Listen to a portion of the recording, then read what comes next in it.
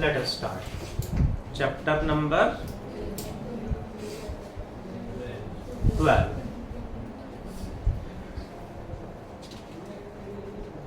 Subh Sayam to all of you. Good evening to all of you. Rakshit, please. देखिए जरा please everyone, do fast. I have started class. Rakshit, do fast please. Dance. We have to start chapter 12. 12th class. Chapter का नाम बता दो जी. Atoms. Chapter का नाम is atoms. What is an atom? Tanmay, what is an atom? बहुत joke सुना रहे थे ना, अब सुनाओ. अब सुनाओ.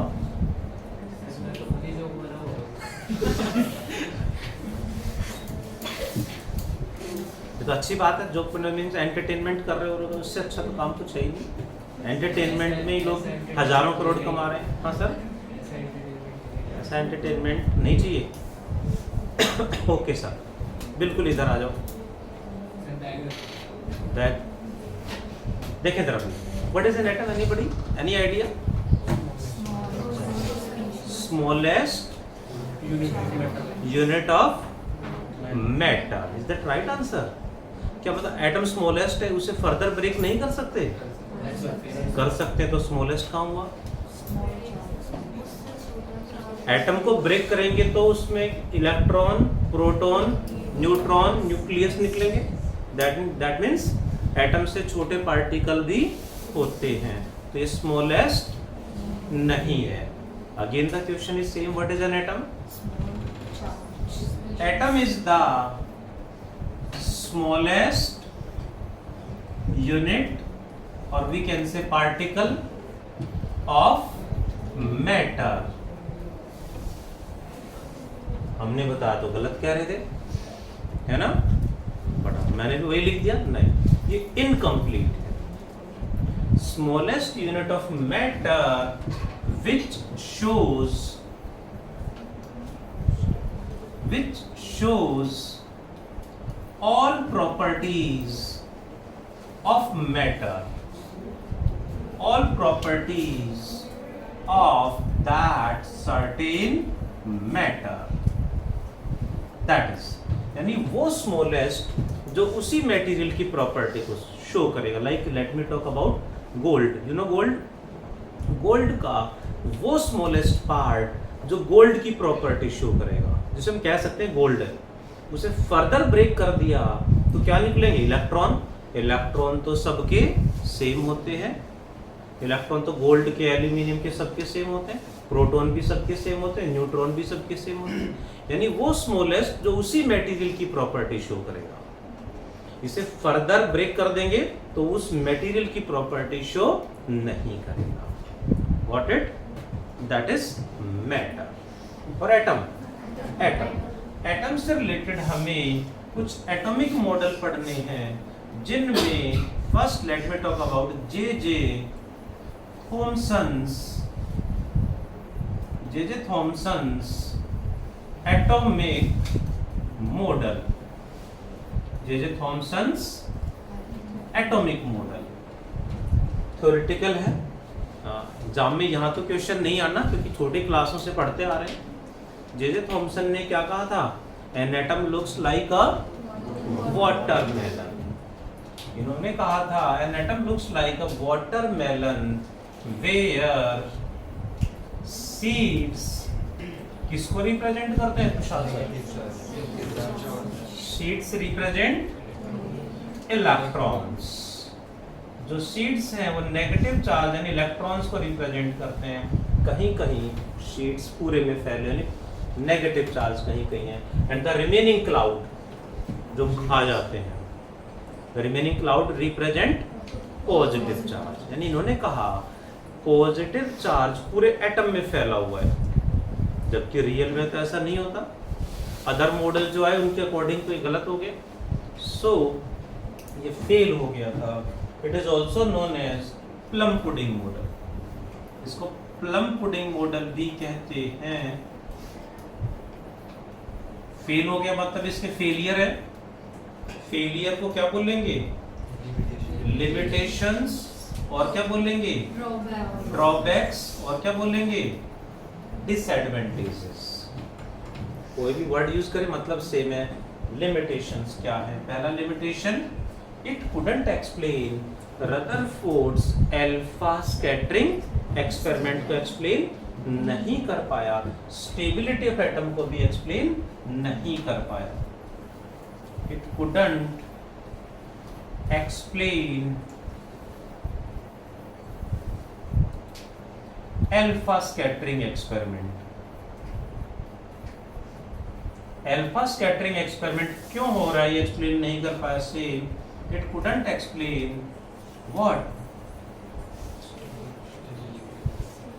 Bohr's spectral series of hydrogen atom, इस spectral series of hydrogen atom को भी एक्सप्लेन नहीं कर पाया, couldn't explain spectral series of hydrogen atom, so fail हो गया।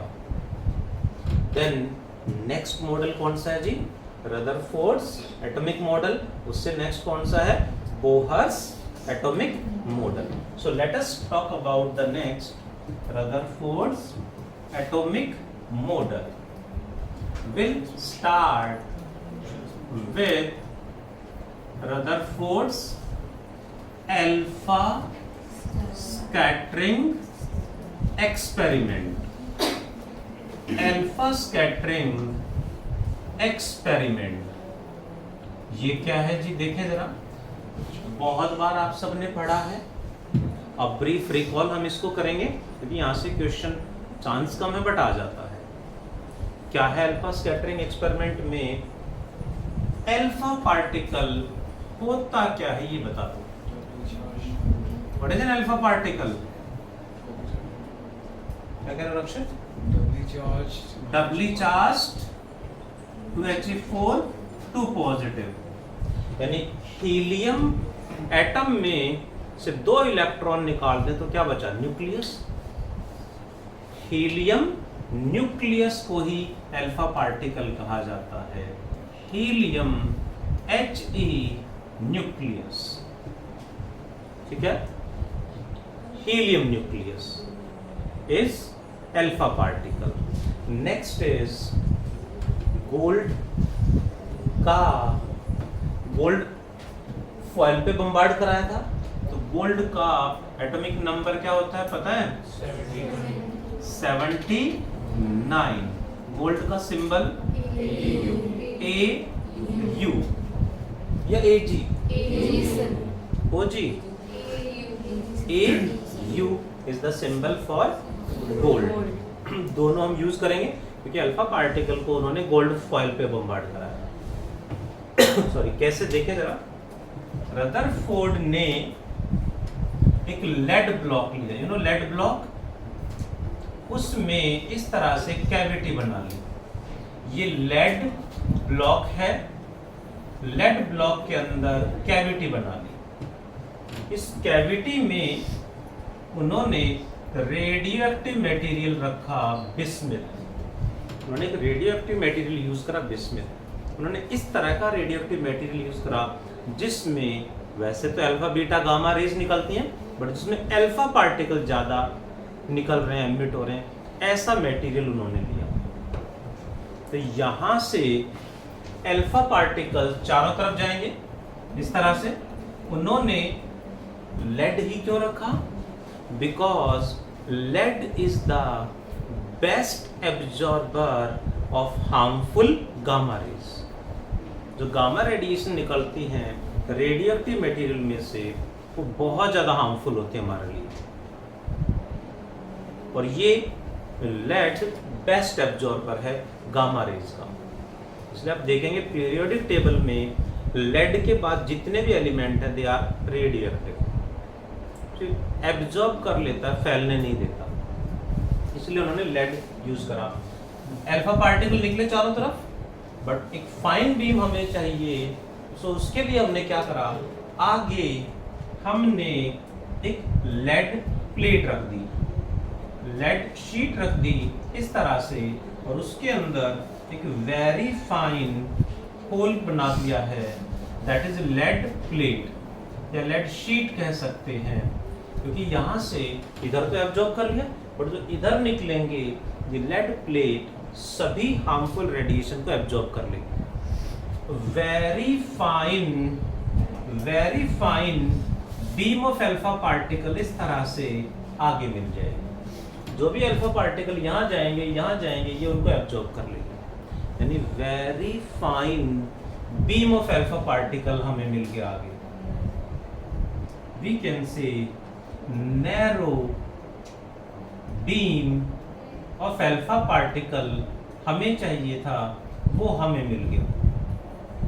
अब इसको कहां बम्बार्ड कराना है, यश, अल्फा पार्टिकल्स को कहां बम्बार्ड कराएं, सिल्वर पे या लेड पे, गोल्ड पे। आगे उन्होंने रखा very thin gold foil, very thin gold foil उन्होंने रखा, इतना थिन जिसकी thickness approximately 1 micrometre, 1 micrometre 10⁻⁶ metre thickness, यानी very very small it is. You know silver foil use करते हो हैं, कहाँ पे, कहाँ यूज करते हैं, कौन यूज करता है, हाँ काजू कतली के ऊपर होती हैं, कुछ स्वीट्स के ऊपर जो है ना सिल्वर का अर्क बोल देते हैं हम, सिल्वर फॉयल होती है वो। क्या चाहिए, क्या करो, क्या, ठीक है सर। जैसे आपने स्वीट्स के ऊपर जो सिल्वर फॉयल होती है वो सिल्वर होता है, ठीक है, कितना थिन होता है, उसको हल्का सा टच करते हुए ब्रेक कर जाता है। ऐसे ही गोल्ड फॉयल भी देखा है, स्वीट्स के ऊपर गोल्ड फॉयल भी आता है, हाँ आता है ना। सिल्वर, अब एक बच्चे ने कहा था सिल्वर खाएंगे तो दिक्कत नहीं होगी, नहीं, सिल्वर एक मिनरल है हमारी बॉडी के लिए, लाइक गोल्ड भी एक मिनरल है हमारी बॉडी के लिए, जरूरी होता है, बट एक लिमिट से ज़्यादा नहीं। और ऐसे नहीं कि गोल्ड के बिस्किट ऐसे खा लें, उससे कुछ नहीं होगा, ठीक है ना। मेन है उसको इतना थिन, इतना माइक्रोस्कोपिक लेवल पे उसे बनाएं ताकि वो डाइजेस्ट हो जाए हमारी बॉडी के अंदर। तो gold silver are the important minerals for our body, ठीक है। तो इसी तरह की जैसे काजू कतली मिठाइयों के ऊपर जो लेयर होती है सिल्वर की, ऐसे गोल्ड की वेरी थिन फॉयल, इतना ही थिन फॉयल उन्होंने लिया, एंड उस फॉयल को प्रॉपर टेस्टिंग कर ली उन्होंने कि इसमें कोई होल तो नहीं है, ठीक है। जैसे वाटर डाल के देखा और जो भी तरीके होते हैं उनसे चेक कर लिया कि उस फॉयल में कोई होल नहीं है। आगे उन्होंने रख दिया स्क्रीन, ZnS यानी zinc sulphide coated screen. ZnS zinc sulphide की कोटिंग करने से इस पे कोई भी अल्फा पार्टिकल हिट करेगा तो वहां एक स्पॉट बन जाएगा, ब्राइट फ्लैश दिखाई देगा, कुछ ऐसे ही जैसे आज तो नहीं, आज तो मार्केट से बिल्कुल गायब ही हो गए। यू नो 7-8 साल पहले तक भी फोटो खींचने के लिए रील लेके आते थे, रील कैमरा में डालते थे, फोटो खींचते थे, फिर उस रील को वॉश करने के लिए स्टूडियो में भेजते थे और फिर उसको वो पेपर पे प्रिंट करते थे। Have you seen that reels? आज वाले वो वाले रील्स नहीं, उसको भी रील बोलते थे, है ना। उसको नेगेटिव फिल्म भी कह देते या रील्स कहते थे उसको। कुछ ऐसा ही ये होता है ZnS कोटिंग। उसमें AgNO3 यानी सिल्वर नाइट्रेट यूज करते हैं, इसमें ZnS की कोटिंग कर दी, बिल्कुल ऐसे ही ये भी वैसे ही फिल्म दिखाई देगी हमें, जैसे आजकल एक्सरे की फिल्म आती है ना, एक्सरे सीटी स्कैन एमआरआई की जो फिल्म होती है, ऐसी शीट इसमें होती है कि कहीं भी हिट करेगा तो वहां स्पॉट बन जाएगा। चलें आगे। यहां से अल्फा पार्टिकल की वेरी फाइन बीम यहां इसके ऊपर इंसिडेंट करा दी, कोई होल इसमें नहीं है तो आगे नहीं निकलना चाहिए, बट उन्होंने देखा कि यहाँ अलग अलग पॉइंट्स पे बहुत सारे स्पॉट बन गए, बहुत सारे ब्राइट स्पॉट यहाँ बन गए हैं। इन स्पॉट्स को कहा जाता है साइंटिलेशंस। जो स्पॉट बन गए हैं उनको साइंटिलेशंस कह देते हैं। तो रदरफोर्ड को लगा यहाँ स्पॉट बन गई, इसका मतलब अल्फा पार्टिकल वहां पहुंचे हैं, सॉरी मींस गोल्ड फॉयल के अंदर से अल्फा पार्टिकल इसका मतलब निकल गए। उसके अंदर से निकल के मींस उसमें होल बना के निकले होंगे, वैसे कैसे निकलेंगे, यानी इसमें होल बन गए होंगे। एक्सपेरिमेंट कंप्लीट होने के बाद, बम्बार्डमेंट स्टॉप करने के बाद गोल्ड फॉयल को निकाला, उसे दोबारा टेस्ट करा कि अब इसमें होल्स हैं क्या। दोबारा जब स्टडी करा अब भी उसमें कोई होल नहीं है, गोल्ड फॉयल में अब भी कोई होल नहीं है। फिर अल्फा पार्टिकल उसके अंदर से निकले कैसे, how it can be possible. तब उन्होंने एक्सपेरिमेंट को बहुत डिटेल में स्टडी करा, उसमें क्या क्या ऑब्जर्वेशन उन्हें दिखे, वो ऑब्जर्वेशंस उन्होंने देखे, नोट डाउन करे, और फिर उनसे उन्होंने कंक्लूजन्स निकाले कि एटम कैसा होता होगा। हाँ जी मैम।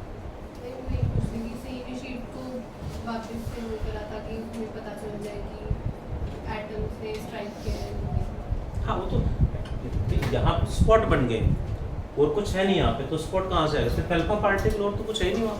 बट वो पास तो हुआ ही नहीं था। क्या पास नहीं हुआ था? जो लाइट की रे थी, लाइट नहीं, अल्फा पार्टिकल से कुछ पास तो हो गए थे, लेकिन कुछ तो वापस भी चले गए थे। हाँ वो पढ़ेंगे अभी, जब आप बोल रहे हो वो उसको ऐड करूंगा जो आपकी बात है, बट आगे भी तो निकले ना, उसके अंदर से निकले मतलब उसमें होल होना चाहिए था, बट उसमें तो कोई होल नहीं है, ऐसा कैसे जी। तो उन्होंने क्या करा, जो जो ऑब्जर्वेशंस मिले उनको नोट डाउन करा। सो let us talk about observations. There sir observations क्या थे, देखें जरा। ऑब्जर्वेशंस को समझने के लिए हम very fine beam and narrow beam को इंसिडेंट करा, यानी इस छोटे से पार्ट पे very very small in size, इस छोटे से पार्ट पे जो बम्बार्डमेंट हुआ है, समझने के लिए इसको बड़ा कर देंगे। बड़ा मतलब जूम इन या जूम आउट? जूम इन, पक्का? हाँ, इस इतने छोटे से पार्ट को, रियल में इतना ही स्मॉल है, लेकिन उसको समझने के लिए हम सिर्फ जूम इन करके, जस्ट टू एक्सप्लेन, इस इतने से छोटे से पार्ट को जब हम बड़ा सा शो करेंगे तो कुछ इस तरह से हमने शो कर दिया, लाइक दिस। एंड ये वेरी फाइन बीम जो है, इतना सा थिन है आपके सामने, उसको भी बड़ा सा शो कर दिया। इस तरह से अल्फा पार्टिकल्स की बीम इसके ऊपर इंसिडेंट हो रही है, बम्बार्डमेंट हो रहा है, लाइक दिस। ये बीम ऑफ अल्फा पार्टिकल्स इस पे बम्बार्ड करा दिए। तो पहला ऑब्जर्वेशन क्या था? हाँ जी प्रकृति में क्या था पहला ऑब्जर्वेशन? जो अल्फा रेज थी वो क्रॉस, उन्होंने देखा most of the alpha particles goes undeviated, undeflected निकल गए। Mostly alpha particles passes through the gold foil undeflected, यानी डेविएट नहीं हुए। मोस्ट ऑफ अल्फा पार्टिकल्स, ये ऑब्जर्वेशन एक्सपेरिमेंट किया, most of alpha particles passes undeviated, gold foil के अंदर से सीधा निकल गए। इसी से उन्होंने कंक्लूजन निकाला फिर एटम कैसा होगा, अंदर से खाली, इसका मतलब खाली पड़ा हुआ एटम, तभी तो उसके अंदर से निकल गए। यदि मटेरियल होता तो वो अपने अंदर से मूव आउट नहीं करने देते। Second point, small number of alpha particles deflected by small angles. Small number of alpha particles are deflected by small angles like this. इस सेकंड पॉइंट में क्या लिखेंगे दिवाशा? दिवाशा absent. Small number of alpha particles will Small number deflected at small angles. are deflected at small angles or deflected by small angles. That is one more conclusion. Third one is क्या observe करा उन्होंने? देखा very small number of alpha particles, approximately 1 in 8,000, 1 in 10,000 approx. Very small number of alpha particles are deflected by large angles, that is more than 90 degree, or retraces their path. वापस आ गए. Third point में क्या लिखेंगे Siddharth? Very small amount of alpha. Very small number of alpha particles. कितने लिखें? Approx. 10,000. Approximately 1 in, कुछ books में 8,000 लिखो, कुछ बुक्स में 10,000 भी है. 1 in 10,000 deflected by what angles? Deflected by large angles. Large angles कितना? That is more than 90 degree. More than 90 degree. Or retraces their path. यानी उसी पाथ पे वापस आगे बाउंस बैक कर देंगे. That is. इन सब से उन्होंने देखा, समझ आ गया? Most of the alpha particles passes undeviated, सीधा निकल गए, मतलब कोई ऑब्स्टेकल है ही नहीं. कोई ऑब्स्टेकल नहीं है, मतलब most of the space in an atom is empty. पहला कंक्लूजन जो रदरफोर्ड ने निकाला वो ये था, that is conclusions. In conclusions को ही कहा जाता है रदरफोर्ड्स एटॉमिक मॉडल. रदरफोर्ड का एटॉमिक मॉडल कह दें तो ये लिखने हमने. पहला पॉइंट क्या लिखे श्रद्धा ma'am?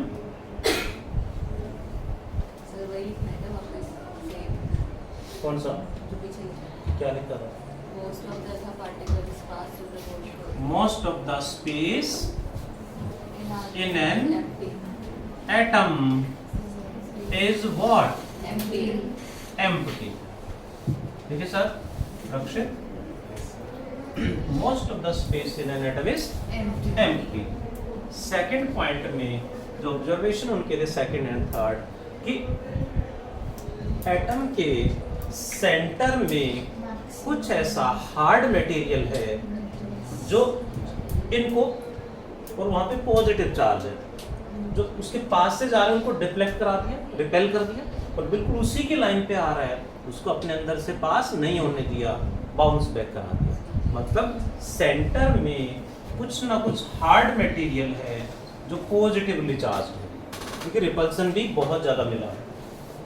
That is so second point में रदरफोर्ड ने न्यूक्लियस को डिफाइन करा. इन्होंने कहा an atom has central hard material, जिसे सेंट्रल हार्ड कोर कह देते हैं, containing कितना चार्ज?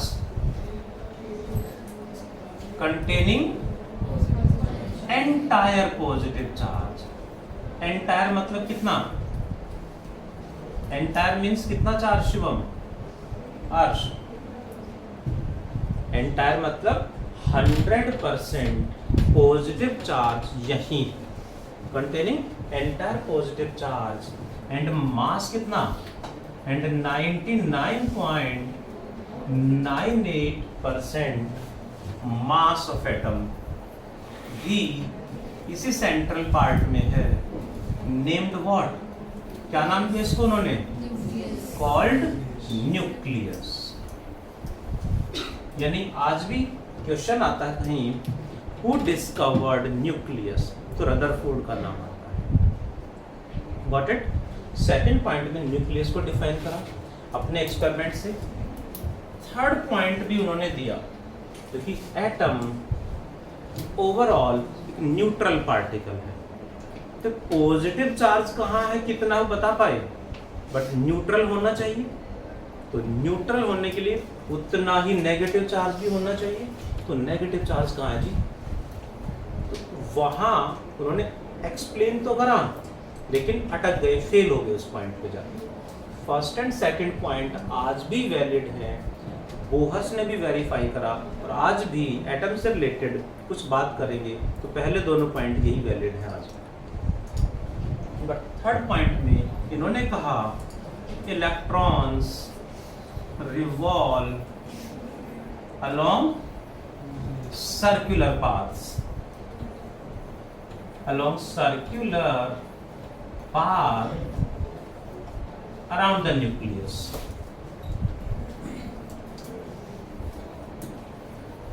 बट जब उनसे यहाँ पे क्वेश्चन पूछा गया सर्कुलर पाथ पे कहाँ रिवॉल्व कर रहे हैं, कितना दूर हैं, क्यों रिवॉल्व कर रहे हैं, तो बहुत सारे क्वेश्चंस को वो एक्सप्लेन या रिप्लाई नहीं कर पाए। इस पॉइंट पे आके वो फेल हो गए, जिसे क्या बोलेंगे, लिमिटेशंस और ड्रॉबैक्स और फेलियर्स और रदरफोर्ड्स एटॉमिक मॉडल की बात करें उससे पहले थ्रो डाउन फास्ट, फिर टॉपिक और पढ़ेंगे। सॉरी, लिसन एवरीवन, एक छोटा सा पॉइंट मुझे इसमें ऐड करना है, समझेंगे जरा। कहाँ जाके फेल हो गए रदरफोर्ड? पहला point, it couldn't explain what, it couldn't explain stability of atom. Stability of atom को एक्सप्लेन नहीं कर पाए। कैसे जी, कैसे नहीं कर पाए? क्योंकि कई सारे क्वेश्चन जब पूछे गए, इलेक्ट्रॉन रिवॉल्व कर रहे हैं सर्कुलर पाथ पे, तो कहा गया सर्कुलर पाथ पे है मतलब they must have centripetal force. Circular path पे सेंट्रीपिटल एक्सेलरेशन, एक्सेलरेटेड पार्टिकल है। Accelerated particle is the source of electromagnetic radiations. EM wave की डेफिनेशन हमने पढ़ी थी। तो ये सर्कुलर पाथ पे है तो ये रेडिएशन एमिट करेगा, तो रेडिएशन एमिट करने से अपनी एनर्जी लूज कर देगा। एनर्जी लूज करेगा तो रेडियस भी लूज करेगा, और ऐसे करते करते इस तरह से कभी ना कभी न्यूक्लियस में आके कोलैप्स हो जाना चाहिए। न्यूक्लियस में आके कोलैप्स हो गया मतलब एटम श्रिंक करता चला जाना चाहिए। मैटर जो हमारे चारों तरफ है वो ऐसे कोलैप्स होता रहेगा, श्रिंक करता रहेगा, बट ऐसा तो नहीं होता।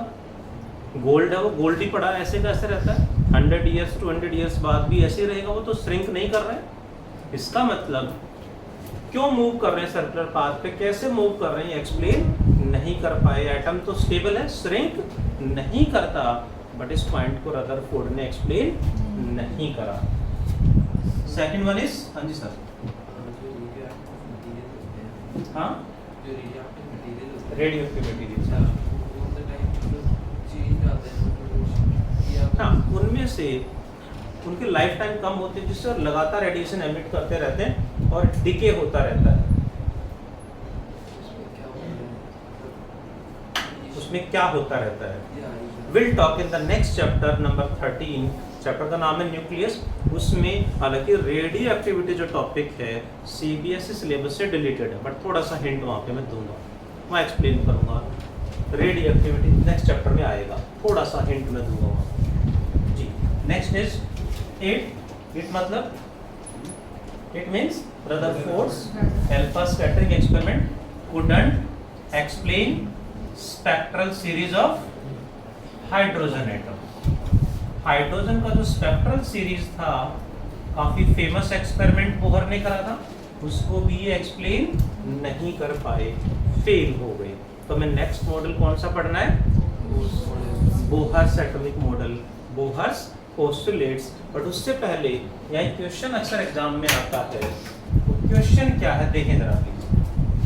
क्वेश्चन को बोलेंगे distance of closest approach. Distance of closest approach क्या है समझते हैं जरा। आर नॉट से रिप्रेजेंट करेंगे, मतलब क्या है इसका। We will talk about this वाला न्यूक्लियस, इसकी बात करेंगे, इस अल्फा पार्टिकल की बात करेंगे जो डायरेक्टली न्यूक्लियस की लाइन पे जा रहा है। यहाँ ये है, मान लेते हैं न्यूक्लियस, बड़ा सा ड्रॉ कर रहे हैं जस्ट टू अंडरस्टैंड। एक अल्फा पार्टिकल इसी लाइन पे बहुत दूर से आ रहा है। बहुत दूर से का मतलब कई किलोमीटर दूर से? नो। न्यूक्लियस के साइज के रेस्पेक्ट में देखते हैं। न्यूक्लियस का साइज होता है 10 की पावर -15 मीटर। 10 की पावर -15 मीटर के रेस्पेक्ट में 1 millimetre, you know 1 mm, 1 mm is also infinite. इसके साइज के रेस्पेक्ट में 1 मिलीमीटर भी इनफाइनाइट है, बहुत बड़ा है। Got it? सो कह सकते हैं कुछ सेंटीमीटर, कुछ मीटर के डिस्टेंस से आ रहा है। क्लियर? यहां से चल रहा है अल्फा पार्टिकल, चला ये इस तरह से जा रहा है एंड रदरफोर्ड ने कहा कि इसके सरफेस पे हिट करेगा एंड देन बाउंस बैक करेगा। सरफेस पे इंसिडेंट करके, कोलाइड करके वापस आ रहा है। मतलब यहां तक ये अल्फा पार्टिकल न्यूक्लियस के क्लोजेस्ट जा पाया, यानी इतना ये आ गया डिस्टेंस ऑफ क्लोजेस्ट अप्रोच। इतना क्लोज एटम के चला गया, ये डिस्टेंस हमें बताना है। That's all. यूजिंग लोकोमी, यू नो लोकोमी, law of conservation of mechanical energy. क्या फॉर्मूला है Yash? Kinetic plus potential energy at initial position. मतलब हाँ, इनिशियल पोजीशन कहाँ है? At infinity. एट इन्फिनिटी बहुत दूर है। इक्वल्स टू, आगे क्या लिखे Ojaswi? Vaishnavi, kinetic plus potential at final position. Final position क्या है? Closest approach r nought. यहाँ kinetic energy as it is रखेंगे, प्लस पोटेंशियल एनर्जी कितनी होगी? इलेक्ट्रिक पोटेंशियल एनर्जी होगी। इलेक्ट्रिक पोटेंशियल एनर्जी का फॉर्मूला अनन्या में चैप्टर 2 में पढ़ा था कि Q1 by distance between them which is infinite. Square नहीं आएगा। कूलम्स लॉ में फोर्स में स्क्वायर था, पोटेंशियल एनर्जी में स्क्वायर नहीं आता। इक्वल्स टू, फाइनली यहां काइनेटिक एनर्जी कितनी होगी? 0। वाई? क्योंकि कहीं ना कहीं रुकेगा तभी तो वापस मुड़ेगा। Got it? ऐसे थ्रो करेंगे तो एक पॉइंट पे रेस्ट में आएगा तभी तो डायरेक्शन चेंज होगी, रुकेगा नहीं तो डायरेक्शन कैसे चेंज होगी? सो सरफेस पे रेस्ट में आया and then comes back. Rest में आया मतलब kinetic energy infinite, 0।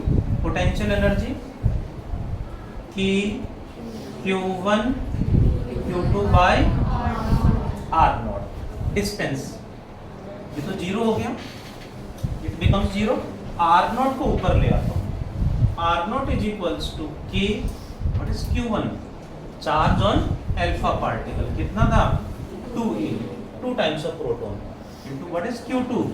Charge on gold nucleus. Gold पे स्टडी करें ना, गोल्ड न्यूक्लियस पे कितना चार्ज होता है? 79e, क्योंकि गोल्ड न्यूक्लियस में 79 प्रोटॉन्स हैं, उसका एटॉमिक नंबर 79। डिवाइड में क्या आएगा शिवम? कार्तिकेय,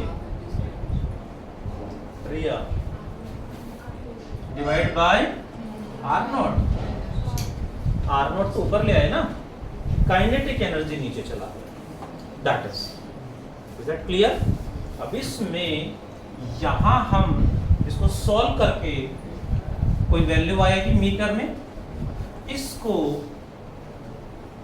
रदरफोर्ड ने कहा radius of gold nucleus. Rutherford ने कहा कि मैंने गोल्ड न्यूक्लियस का रेडियस कैलकुलेट कर लिया क्योंकि उसके सरफेस पे कोलाइड करके वापस आ रहा है। बाद में रदरफोर्ड ने ही गाइड करा, रदरफोर्ड के स्टूडेंट से उन्होंने एक्सपेरिमेंट कराया, उनका नाम था Geiger Marsden. Geiger Marsden experiment. Geiger and Marsden Rutherford के ही स्टूडेंट थे, रदरफोर्ड के अंडर में ही रिसर्च कर रहे थे, पीएचडी कर रहे थे। सारा सेटअप रदरफोर्ड का यूज करा उन्होंने, सारा सब कुछ रदरफोर्ड ने हेल्प करा, उनको सपोर्ट करा, गाइड करा, बट एक्सपेरिमेंट किसने करा? गीगर मार्सडेन ने। डिफरेंस क्या क्रिएट करा इन्होंने?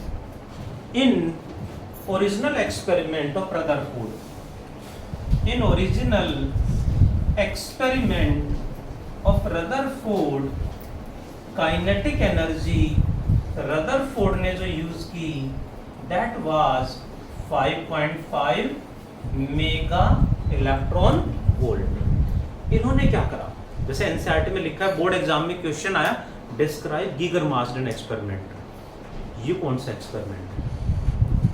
तो रदरफोर्ड्स अल्फा स्कैटरिंग एक्सपेरिमेंट ही गीगर मार्सडेन एक्सपेरिमेंट है, क्योंकि वही एक्सपेरिमेंट इन्होंने रिपीट करा था। अथॉरिटी थी इनके पास क्योंकि उनके गुरुजी थे, तो उन्हीं के अंडर में ये काम कर रहे थे, रदरफोर्ड के ही स्टूडेंट थे। ठीक है, तो गीगर मार्सडेन एक्सपेरिमेंट नाम ले तो क्या है? अल्फा स्कैटरिंग एक्सपेरिमेंट की ही बात कर रहे हैं। इन्होंने क्या करा, काइनेटिक एनर्जी को 5.5 से बढ़ा के 7.7 मेगा इलेक्ट्रॉन वोल्ट कर दिया। अब काइनेटिक एनर्जी बढ़ा दी, ज्यादा कर दी, तो ये क्या हो जाएगा? कम आएगी वैल्यू, मतलब ज्यादा स्पीड से हिट कराएंगे तो ये श्रिंक कर जाएगा, नहीं ना, ये तो उतना ही रहेगा। गोल्ड न्यूक्लियस है वो तो सेम साइज का रहेगा। तो इन्होंने कहा गुरुजी आपने जो कैलकुलेट करा है वो रेडियस नहीं, वो रेडियस ऑफ गोल्ड न्यूक्लियस नहीं है, वो डिस्टेंस ऑफ क्लोजेस्ट अप्रोच है। आप कह रहे हो कि सरफेस पे हिट करके आएंगे, जरूरी थोड़ी ना है ये पॉजिटिव ये भी पॉजिटिव, पॉजिटिव जा रहा है रिपेल करेगा, रिपल्सन की वजह से हो सकता है यहीं से वापस मुड़ गए, स्पीड बढ़ा दी या और आगे जाके वापस आ गए। तो वो रेडियस नहीं बता रहा है, ये डिस्टेंस ऑफ क्लोजेस्ट अप्रोच है, कितना क्लोज उसके जाके वापस आए। तो यहाँ इस तरह से इन्होंने एक्सप्लेन करा। हालांकि बोर्ड एग्जाम में यदि क्वेश्चन आ जाए calculate the radius of gold nucleus bye Rutherford's experiment, तो फिर यही करके दिखाना है, यानी radius of gold nucleus bye Rutherford आए तो यही करना है, क्योंकि उसको एक्सेप्ट करा गया था पहले, बाद में जब इन्होंने प्रूव करा तो वो गलत हो गया। वो रेडियस नहीं क्लोजेस्ट अप्रोच है। तो क्लोजेस्ट अप्रोच कहें या रेडियस बोले, दोनों के लिए हमें सेम डराइव करना है। बाद में अदर मेथड से रिसर्च से न्यूक्लियस का रेडियस निकालने के तरीके अलग है, वो नेक्स्ट चैप्टर में पढ़ेंगे। एक छोटा सा last point that is named impact parameter. एक फॉर्मूला है जस्ट जो रदरफोर्ड ने दिया, कोलिजन से रिलेटेड टर्म है। इम्पैक्ट पैरामीटर का मतलब क्या समझते हैं?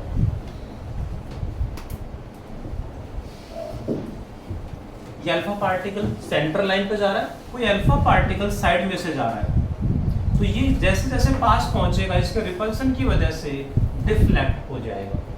इस लाइन से कितना दूर है यह इम्पैक्ट पैरामीटर, इसकी वजह से कितने एंगल पे डिफ्लेक्ट करेगा, इसका एक फॉर्मूला उन्होंने हमें दिया, दैट इज के बोले तो 1/4πε0 कूलम्ब्स कांस्टेंट, वैल्यू क्या थी 9 × 10 की पावर -9 या -16 -19 -34 +9 होती है।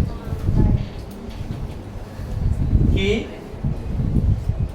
Z E square cot theta by 2 divided by kinetic energy. Formula है, जस्ट इक्वेशन इस पे आया है तो 1 मार्क में ही आया है, वो भी कैसे? If b increases what happens with theta. b बढ़ेगा यानी पार्टिकल दूर से जाएगा तो थीटा कम हो जाएगा। इस फॉर्मूले से उन्होंने मैथमेटिकली प्रूव करा था। इतना सा हमें ध्यान रखना है बस। ये है Rutherford's alpha scattering experiment in detail as well as distance of closest approach. Do fast everyone. तब तक मैं होमवर्क मार्क कर दूं। होमवर्क ज्यादा नहीं है। 1, 2, 3 numericals for the next class plus Sunday subjective test. Tomorrow of chapter कौन सा? 10 वेव ऑप्टिक्स का कल टेस्ट है। Timings we will share in the groups. Thank you all of you, take care, bye.